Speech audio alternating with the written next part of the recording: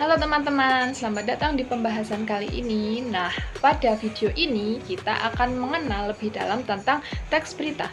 Lalu, apa aja sih yang akan kita bahas pada kali ini? Yang pertama yaitu apa itu teks berita. Yang kedua yaitu tentang unsur-unsur teks berita. Yuk kita simak pembahasannya. Nah, sebelum ke pembahasan materinya, kalian pernah nggak sih menonton berita yang ada di televisi maupun di koran?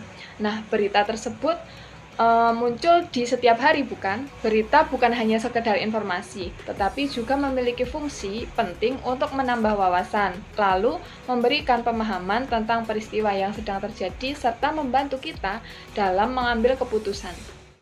Lalu tujuan pembelajaran dari teks berita ini apa aja sih? Nah, yang pertama yaitu untuk memahami unsur-unsur dan struktur teks berita dengan aktif dan kritis. Nah, yang kedua yaitu untuk menganalisis kaidah kebahasaan teks berita dengan tepat. Dan yang terakhir yaitu untuk menulis teks berita dengan memperhatikan struktur, unsur, dan kaidah kebahasaan teks berita. Nah, di sini ada contoh teks berita. Kalian bisa menyimaknya ya.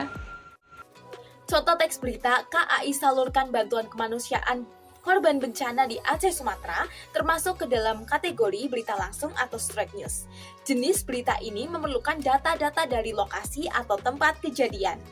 Berita langsung atau straight news memiliki ciri utama ialah kebaruan informasi yang penting untuk segera diketahui halayak. Peristiwa yang biasanya ditulis dalam bentuk straight news antara lain kecelakaan, kebakaran, kejahatan, bencana alam, pergantian pejabat, dan lain sebagainya. Berita kisah atau features merupakan tulisan tentang suatu kejadian yang dapat menjadi inspirasi serta menambah pengetahuan pembaca melalui penjelasan mendalam.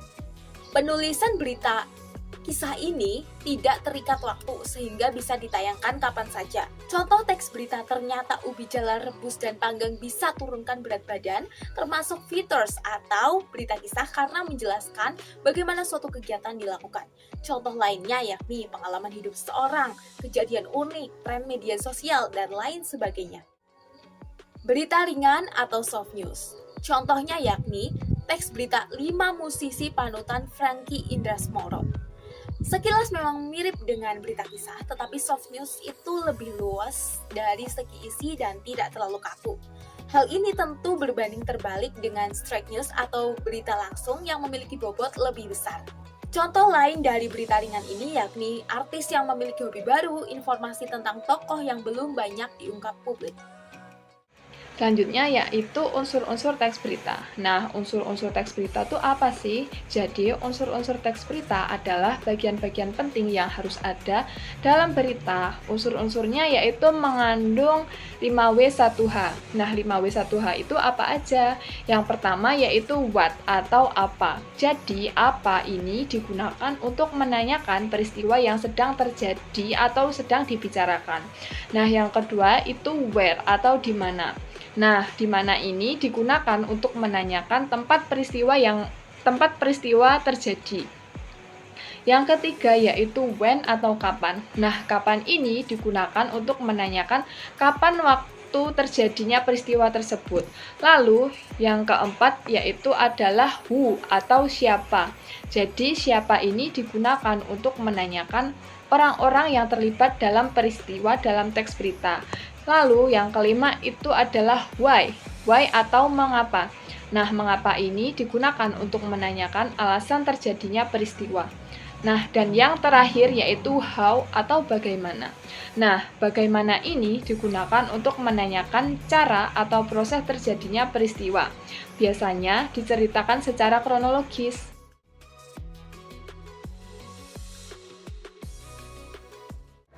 Teman-teman di sini sudah ada yang tahu tentang struktur teks berita. Nah, yang pertama ada judul berita atau headline, kemudian yang kedua ada teras berita atau lead, kemudian tubuh berita atau body, dan ekor berita atau tail, teman-teman. Nah, masuk ke bagian yang pertama yaitu apa itu judul berita atau headline. Nah, judul merupakan kata kunci yang mewakili keseluruhan isi berita, bertujuan untuk memikat pembaca. Nah, karena itu, judul harus dibuat semenarik mungkin, teman-teman, agar pembaca tertarik dengan berita yang nanti akan disampaikan. Nah, berikut merupakan contoh dari judul berita.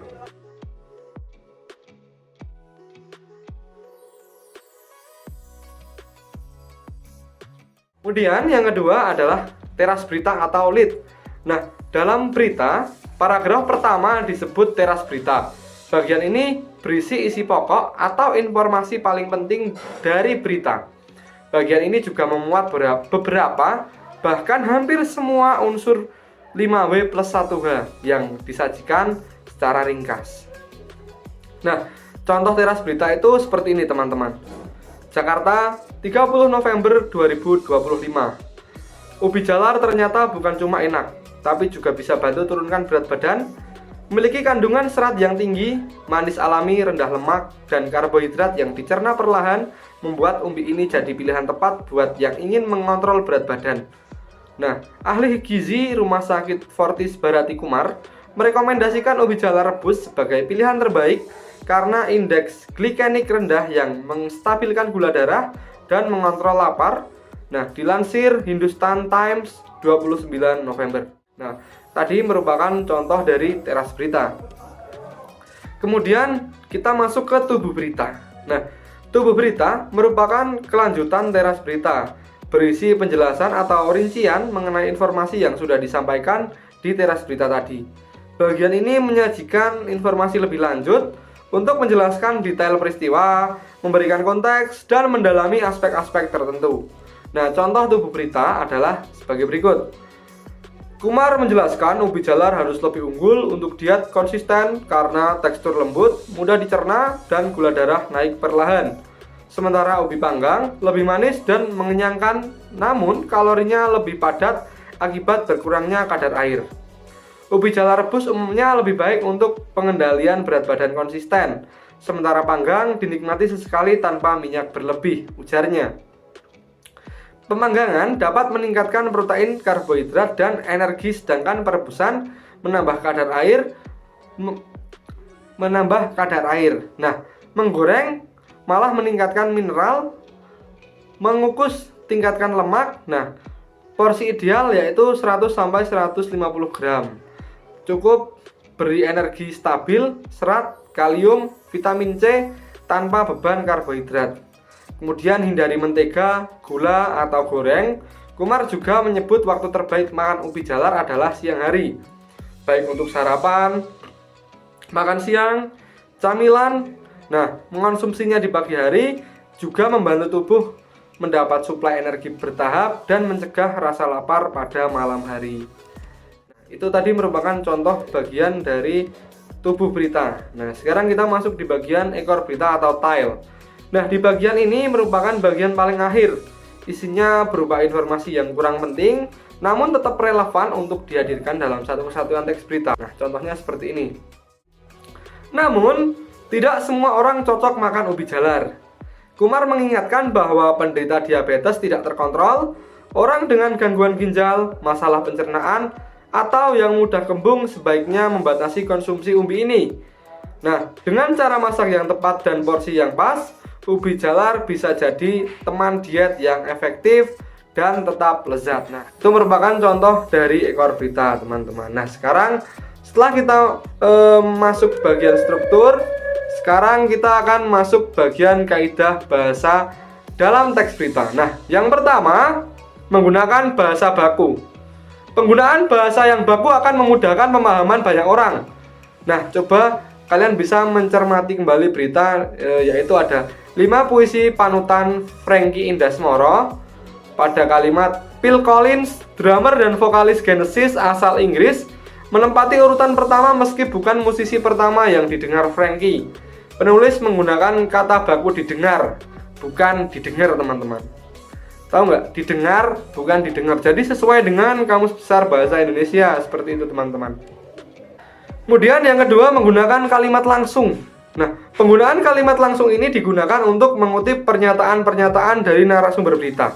Coba kalian cermati kembali berita ini. Nah, 5 musisi panutan Frankie Indasmoro terdapat kalimat langsung, yakni dia musisi, penyanyi, pemain drum juga, katanya. Nah, katanya tadi menunjukkan bahwa dia musisi, penyanyi, pemain drum juga itu merupakan sebuah kalimat langsung yang dikutip oleh narasumber, teman-teman, dalam berita tersebut. Kemudian yang ketiga adalah menggunakan kata kerja mental, verba mental. Nah, Kata kerja mental adalah kata kerja yang menunjukkan respon atau sikap seorang terhadap suatu tindakan.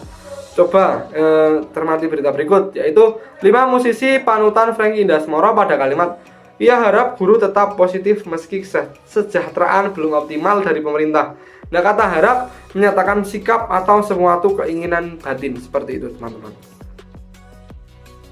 Penggunaan konjungsi temporal. Nah, konjungsi temporal ini digunakan untuk menjelaskan berita secara kronologis atau runtut secara waktu. Nah, dalam teks berita 5 musisi panutan Frankie Indasmoro banyak sekali terdapat kata seperti meski, akhirnya, dan saat, yang dimana kata-kata tersebut menunjukkan waktu teman-teman, seperti itu. Nah, struktur dan kebahasaan yang terdapat dari teks berita merupakan suatu hal yang sangat penting, karena tanpa struktur dan kaidah kebahasaan kita tidak dapat menulis dan para pembaca nanti tidak dapat memahami dengan mudah hal tersebut.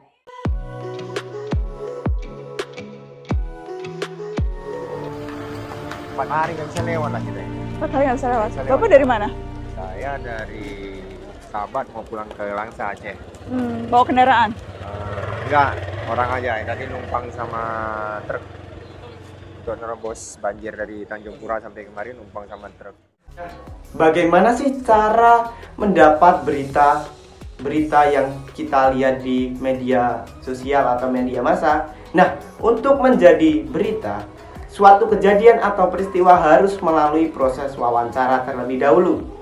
Wawancara merupakan aktivitas yang dilakukan untuk memperoleh data atau fakta guna penyusunan berita. Sedikit data yang diperoleh akan menyulitkan wartawan dalam menyusun teks berita. Nah, berikut ini langkah-langkah mempersiapkan sebelum wawancara. Sebelum melakukan wawancara, wartawan harus memahami persoalan yang akan ditanyakan kepada narasumber. Kemudian, buatlah daftar pertanyaan. Selanjutnya, siapkan alat rekam atau alat tulis dan properti lain yang sekiranya mendukung. Kemudian, buat janji dengan narasumber. Apabila tiba-tiba bertemu dengan tokoh penting yang tidak banyak persiapan, kita harus bisa bertanya secara spontan atau kita harus berpikir secara cepat. Nah, kemudian bagaimana sih cara membaca berita? Lebih dari sepekan hujan deras mengguyur kota Lok Sumawe, Provinsi Aceh hingga menyebabkan banjir dengan skala besar. Dari pantauan udara, terlihat kota Lok Sumawe Aceh masih terendam banjir. Pemirsa, beginilah pantauan dari udara situasi banjir di kota Lok Sumawe, Provinsi Aceh.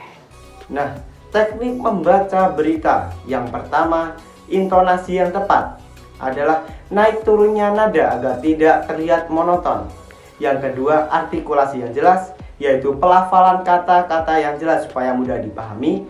Yang ketiga, volume yang sesuai atau tidak terlalu pelan atau keras, atau suara harus bulat supaya didengar dengan jelas. Yang keempat, irama yang baik, kecepatan nyaman dan beri jeda yang tepat. Yang kelima, sikap tubuh yang tegap atau postur tubuh yang profesional. Yang keenam yaitu tatapan yang fokus, mata harus lurus ke kamera dengan tunjuk percaya diri. Yang 7 yaitu sesuai konteks atau gaya formal atau santai dan sesuaikan dengan berita yang Anda buat. Yang ke-8, tenang saat menghadapi kesalahan-kesalahan. Nah, demikianlah rangkaian pembahasan kita, mulai dari contoh dan unsur berita, struktur dan kaidah kebahasaan, hingga cara mendapatkan berita, menyimpulkannya. Semoga materi ini bermanfaat dan menambah wawasan kita dalam memahami teks berita. Terima kasih sudah menyimak video kami. Sampai jumpa di pembelajaran berikutnya.